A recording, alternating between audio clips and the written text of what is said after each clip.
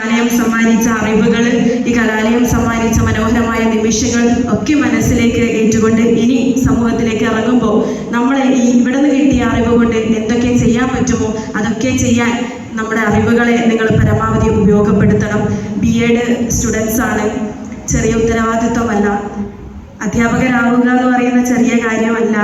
ഒരു 9-10 ക്ലാസ്സിലൊക്കെ പഠിക്കുമ്പോഴാണ് അധ്യാപനം എന്നുള്ള മേഖലയോട് എനിക്ക് താല്പര്യം തോന്നുന്നത്. അന്ന് എന്നെ സംബന്ധിച്ച് വളരെ എളുപ്പമുള്ള ജോലിയാണ് അധ്യാപകനാവുക എന്നത്. വലിയ പ്രശ്നമൊന്നുമില്ല. ഒരു കയ്യിലൊരു ചുരൽവടിയും മറുകൈയിലൊരു പുസ്തകവും എഴുതാൻ ചോക്കുമുണ്ടെങ്കിൽ അധ്യാപകനായി എന്ന് വിശ്വസിച്ചിരുന്ന ഒരു കാലഘട്ടത്തിൽ നിന്നും +2 കഴിഞ്ഞ് ഡിഗ്രി കഴിഞ്ഞ് PG കഴിഞ്ഞ് BEd കോളേജിലെത്തി.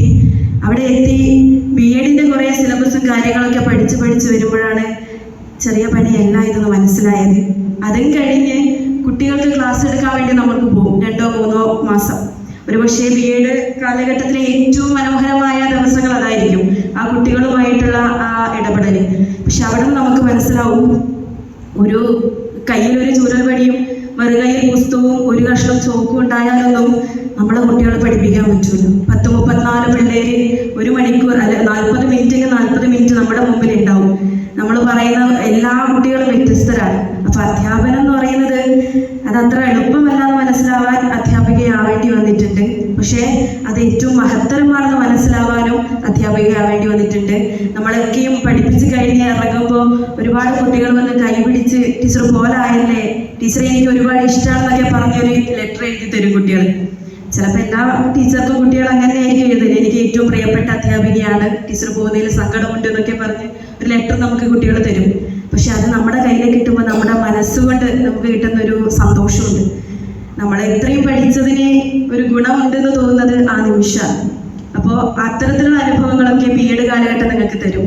ഇത് കഴിഞ്ഞിറങ്ങി അധ്യാപികയാവുമ്പോൾ ശ്രദ്ധിക്കേണ്ട ഒരു പ്രധാന കാര്യം എന്ന് പറയുന്നത് 34 കുട്ടികളുണ്ട്. ആ 34 കുട്ടികളും വ്യത്യസ്തങ്ങളായ മനുഷ്യരാണ്, വ്യത്യസ്തരാണ്. ഒരാളും ഒരുപോലെയല്ല. നന്നായി പഠിക്കുന്ന കുട്ടിയുണ്ട്, ആവറേജ് കുട്ടികളുണ്ട്, പഠനത്തിൽ അല്പം കുറച്ചധികം പിന്നോട്ടുള്ള കുട്ടികളുണ്ട്. പക്ഷെ അവരെയൊക്കെയും ഒരുപോലെ പരിഗണിച്ച് അതുപോലെ മുന്നോട്ട് കൊണ്ടുപോകേണ്ടത് നമ്മുടെ ഉത്തരവാദിത്തമാണ്.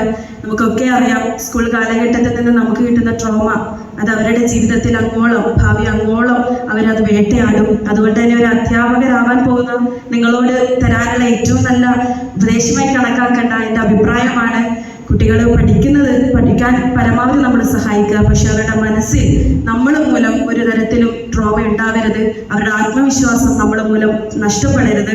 നമ്മളെ പെരുമാറ്റം അവർക്ക് ഒരിക്കലും ദോഷകരമായിട്ട് ബാധിക്കരുത്. നാളത്തെ തലമുറയാണ്, നാളത്തെ കുട്ടികളാണ്.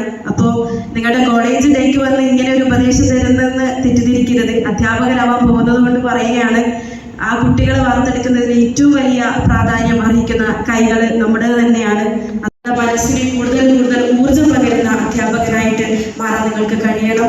നമ്മുടെ സമൂഹത്തിന് പ്രയോജനപ്പെടുന്ന രീതിയിൽ, മറ്റു വ്യക്തികൾക്ക് പ്രയോജനപ്പെടുന്ന രീതിയിൽ പ്രയോഗിക്കാൻ നിങ്ങൾക്ക് കഴിയണമെന്നും ആഗ്രഹിച്ച ലക്ഷ്യം അധ്യാപനം അതൊരു വലിയ ലക്ഷ്യമായി കണക്കാക്കിയിട്ടുണ്ടെങ്കിൽ ഇതും രണ്ടും ഒരുപോലെ കൊണ്ടുപോയി ഈ 2 വർഷ കാലയളവ് ഏറ്റവും മികച്ചതായി മാത്രം പറഞ്ഞുകൊണ്ട് ഇത്രയും നേരം എന്നെ ശ്രമിച്ചതിന്, എന്നെ വാക്കുകൾ ശ്രമിച്ചതിന് and excellence is appreciated. Now we take a moment to recognize the achievements made by our students in various fields.